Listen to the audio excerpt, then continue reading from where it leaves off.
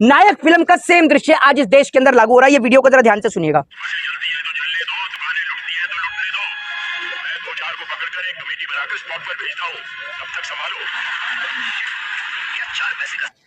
आप सभी ने देखा होगा, लास्ट में बोलता है कि क्या 4 पैसे का सीएम है। यही हालत आज इस देश की हो रही है। अंधभक्त जो हैं वो सब, देखा नहीं मोदी जी को कितना प्यार है देश से। मोदी जी रो गए आर्मी को लेकर, सेना को लेकर। अरे मोदी जी को देश से अगर प्यार होता तो आज मोदी जी देश के नौजवानों के लिए इस कानून को 1 सेकंड में वापस ले। एसी की हवा खाने वाली आर्मी की भर्ती नहीं है जो घर के अंदर तैयारी हो जाती है। सुबह 4 बजे उठ के दौड़ लगानी पड़ती है। दलाली नहीं करनी पड़ती सरकार की कि मोदी जी क्या कह रहे हैं टेलीविजन पे आके। मोदी जी हम काट के खा रहे हैं या चूस के खा रहे हैं, मोदी जी जेब में वॉलेट रखते हैं नहीं रखते हैं, इसके लिए दलाली नहीं, जिगरा चाहिए होता है। गोविंदा की, जिसमें जो है गोविंदा में आप देखते हैं कि शक्ति कपूर बोलते हैं कि जो जिया जी कहेंगे मैं तो वही करूंगा। यही हाल इस देश की मीडिया का है। जो मोदी जी कहेंगे मैं वही। आर्मी की भर्ती का एग्जाम था, उसे बर्बाद कर दिया। उससे पहले एक फोटो आपको दिखाना चाहता हूं, उसके बाद एक वीडियो प्ले करूंगा, उसके बाद वीडियो को स्टार्ट करूंगा। ये फोटो कोई कश्मीर की नहीं है, ये फोटो है बिहार के पटना की, जहां पर देश के नौजवान आज सड़कों पर बैठे हुए हैं। और ये नौजवान उस दिन भी सड़कों पर बैठे थे जब ये रोजगार मांग रहे थे। एक बात आपको बोलना चाहता हूं कि आपका जब टीवी पुराना हुआ, आपने टीवी को अपडेट किया ना, फोन या मोबाइल फोन यूज करते हैं, इसका सिस्टम पुराना हो जाता है, इसको भी अपडेट करते हैं ना। तो क्या आज इस देश के नौजवान मंदिर और मस्जिद से ऊपर उठ के, हिंदू और मुसलमान से ऊपर उठ के रोजगार के लिए एक साथ सड़कों पर उतरे ना? तो जब ये बात पहले बोली जा रही थी कि देश की स्थिति ये होने वाली है, तब देश के नौजवानों को ये बात समझ में क्यों नहीं आ रही थी? लेकिन आज मैं इस अपनी मुहिम को सफल समझूंगा, सक्सेस समझूंगा कि आज देश के लोग हमारी बात को समझ रहे हैं। एक व्यक्ति है जो कंटिन्यू नॉन स्टॉप हमें सोशल मीडिया पे लगातार गाली लिखता था, हर एक वीडियो पे वो अभद्र टिप्पणी किया करता था। लेकिन कल वो व्यक्ति मुझे क्या लिखता है वो मैं आपको सबसे पहले पढ़ के सुनाऊंगा, और उनके नाम के साथ में। व्यक्ति का नाम है पवन धैया। पवन धैया लिखते हैं कि आज भाई को सुनकर दिल को सुकून मिल रहा है। भाई मैं आपसे माफी मांगता हूं, अब तक मैं आपके विरोध में था, आपने मेरी आंखें खोल दी। अब इस सरकार ने मेरी आर्मी की भर्ती का एग्जाम था, उसे बर्बाद कर दिया है। मैं आपसे माफी मांगता हूं। मैं आपको हर वीडियो में गाली लिखा करता था, अभद्र टिप्पणी लिखा करता था। इस व्यक्ति का नाम, इस शख्स का नाम पवन धैया है। आज ये माफी मांग रहा है क्योंकि आज इसको खुद समझ में आया कि इसका रोजगार इससे चला गया है। अब आपको एक वीडियो प्ले करके दिखाता हूं। ये वीडियो है, आप सभी ने एक फिल्म देखी होगी, नायक फिल्म। नायक फिल्म का सेम दृश्य आज इस देश के अंदर लागू हो रहा है। ये वीडियो को जरा ध्यान से सुनिएगा।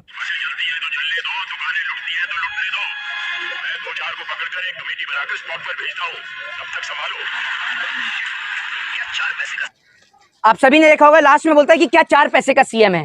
यही हालत आज इस देश की हो रही है। पूरा नायक फिल्म वाला सीन इस देश के अंदर लागू हो रहा है। कश्मीर से कन्याकुमारी तक पूरा भारत जल रहा है। प्रधानमंत्री अपनी सैर पे बिजी हैं। मैं प्रधानमंत्री जी से पूछना चाहूंगा, आज आपके कलेजे को ठंडक मिल रही होगी ना? जिस आर्मी की ड्रेस पहनकर आप आर्मी के टैंक में घुसे थे, आज कलेजे को ठंडक मिल रही है या और जलाना चाहते हैं इस देश को? ये देश कभी हिंदू मुसलमान के नाम पे चलता है, कभी मंदिर और मस्जिद के नाम पर चलता है, कभी ये पैगंबर और मोहम्मद साहब के नाम पर, तो कभी महादेव के नाम पर चलता है, तो कभी ये देश मंदिर और मस्जिदों के नाम पर चलता है। और आज ये देश जब रोजगार की चिंगारी घर घर तक घुसी तो आज ये देश रोजगार के लिए जल रहा है। आपसे हम पहले ही बोल रहे थे कि ये देश की स्थिति देश में होने वाली है, लेकिन देश के रोतू प्रधानमंत्री अभी कुछ दिन में, जितना हमें सूत्रों से पता चल रहा है, कुछ दिन में प्रधानमंत्री जी टीवी चैनल पे आने वाले हैं और रोकर दिखाएंगे। और रोक के दिखाने के बाद बोलेंगे कि मेरा ये जो फैसला है, ये लोग योजनाएं जो है वो लोगों को समझ में नहीं आई, इसलिए अब मैं इस फैसले को वापस लेता हूं। पहले आप पूरा देश जलाते हैं, पूरे देश में आग लगाते हैं, उसके बाद आप फैसलों को वापस लेते हैं। नरेंद्र मोदी जी को शर्म आनी चाहिए कि आज पूरा देश जल रहा है। आर्मी की भर्ती कोई देश के अंदर छोटी मोटी भर्ती नहीं होती है।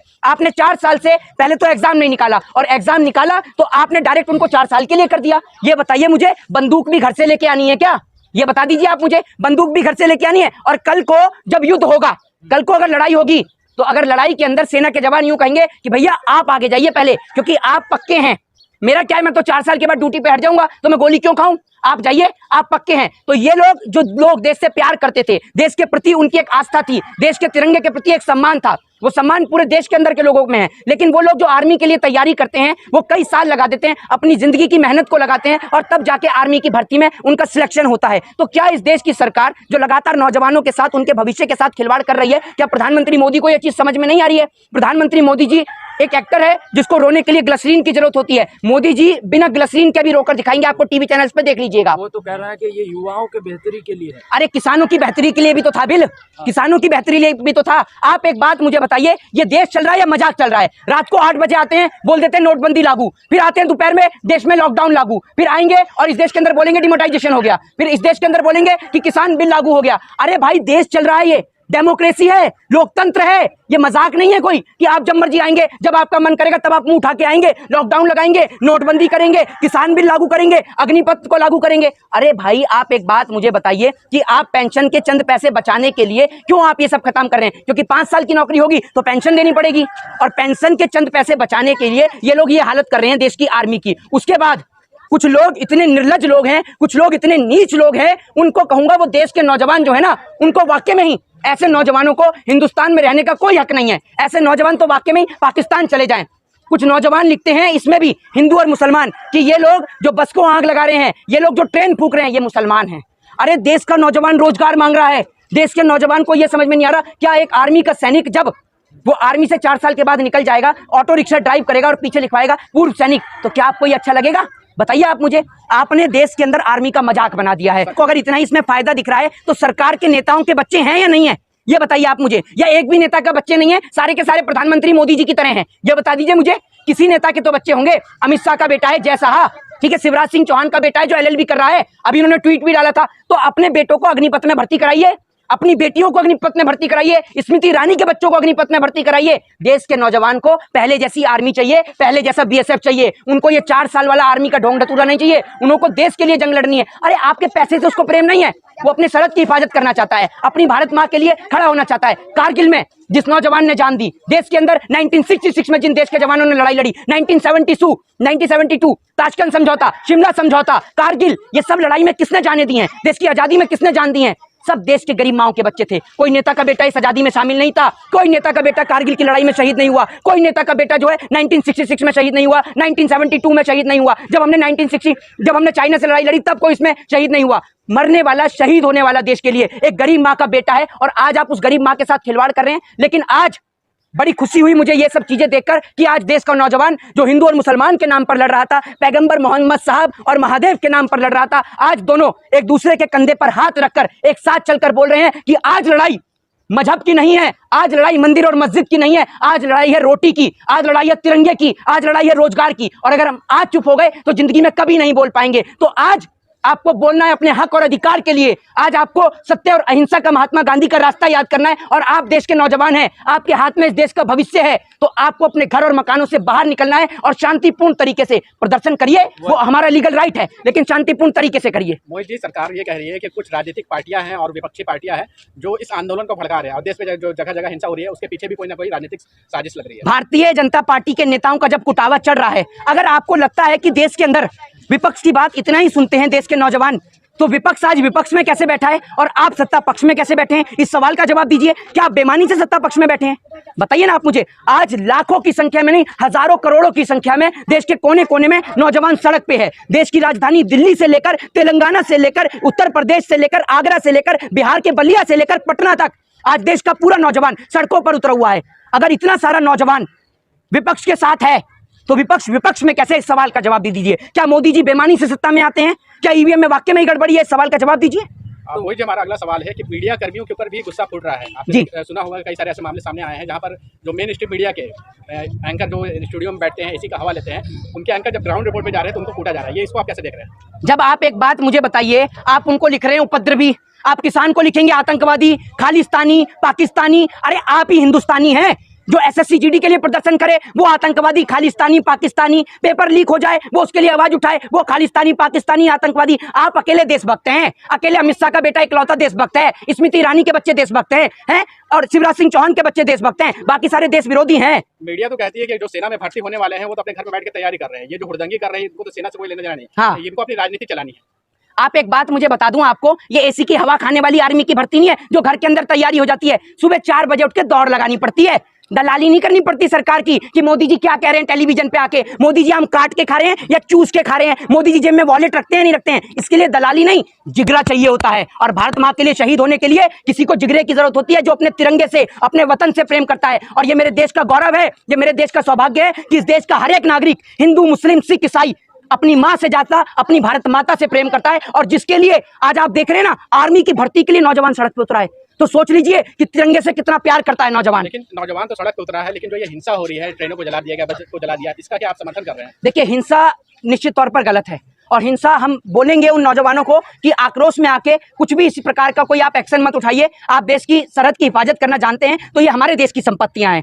हमारे देश की संपत्तियों को किसी भी प्रकार की हानि और नुकसान ना पहुंचाए, क्योंकि हमारी लड़ाई सरकार के कानूनों से है। हमारी लड़ाई देश की सरकारी संपत्तियों से नहीं है, हमारी लड़ाई बसों से ट्रेनों से नहीं है, हमारी लड़ाई सरकार के कानूनों से है। और हम सरकार के कानूनों से लड़ाई लड़ेंगे, लीगल प्रोसेस भी करेंगे, कोर्ट तक जाएंगे और उसके बाद भी अगर हमारी मांगे पूरी नहीं हुई तो हम धरना प्रदर्शन और प्रोटेस्ट करेंगे। और जैसे एक साल किसान आंदोलन का चला, ठीक उसी प्रकार से एक बार नौजवान देश का सड़कों पर बैठेगा शांतिपूर्ण तरीके से। हमारा एक सवाल और है कि ये मीडिया का भी चरित्र थोड़ा बदला हुआ दिख रहा है।